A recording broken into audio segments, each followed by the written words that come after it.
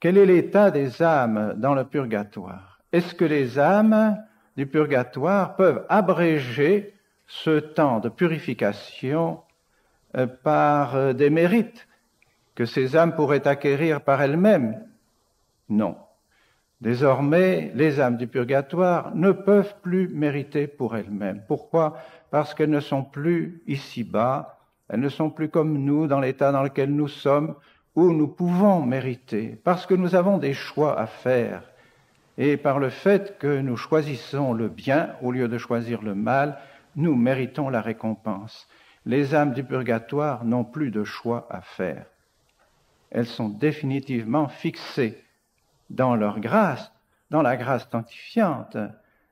Elles ont la certitude d'être élues, et cela leur cause une joie profonde, une joie inaltérable. Elles savent que désormais elles sont destinées au ciel, mais elles souffrent aussi d'une souffrance indicible parce que, connaissant beaucoup mieux que nous désormais ce qu'est Dieu et ce que Dieu nous a promis par la grâce, la gloire qui nous attend au ciel, elles sont cruellement meurtries par la pensée qu'elles ne peuvent pas encore s'approcher de Dieu pour l'éternité et vivre en Dieu pour l'éternité.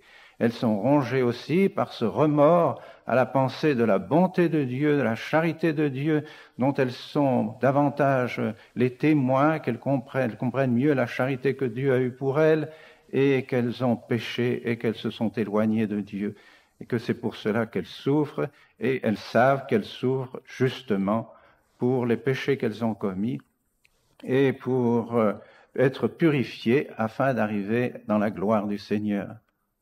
Par conséquent, les âmes du purgatoire ne peuvent pas abréger leur souffrance. Comment donc pourraient-elles espérer rendre l'accès au ciel plus rapide? Elles comptent sur nous. Elles comptent sur nous. C'est nous qui, par l'unité du corps mystique, c'est sur cette réalité de l'unité du corps mystique, de cette union que nous avons avec les âmes du purgatoire dans l'Église, Église souffrante et Église militante sont unies en notre Seigneur Jésus-Christ.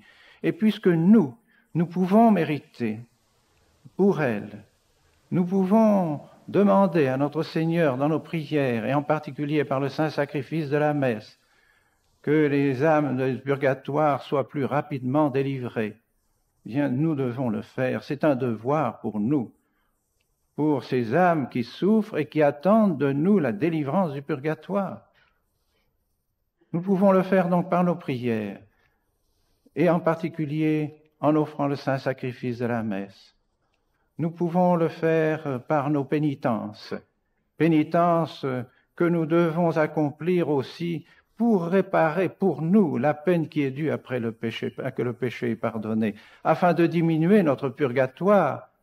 Et s'il plaît à Dieu, si Dieu le veut bien, ne pas passer par le purgatoire et aller directement au ciel, rejoindre Dieu directement.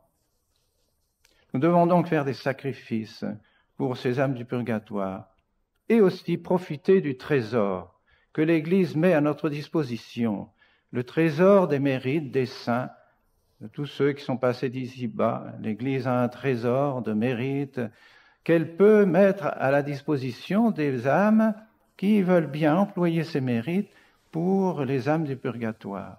L'Église nous demande d'accomplir certaines prières, certains actes, en particulier des pèlerinages et des prières particulières pour acquérir ces mérites et les appliquer aux âmes du purgatoire.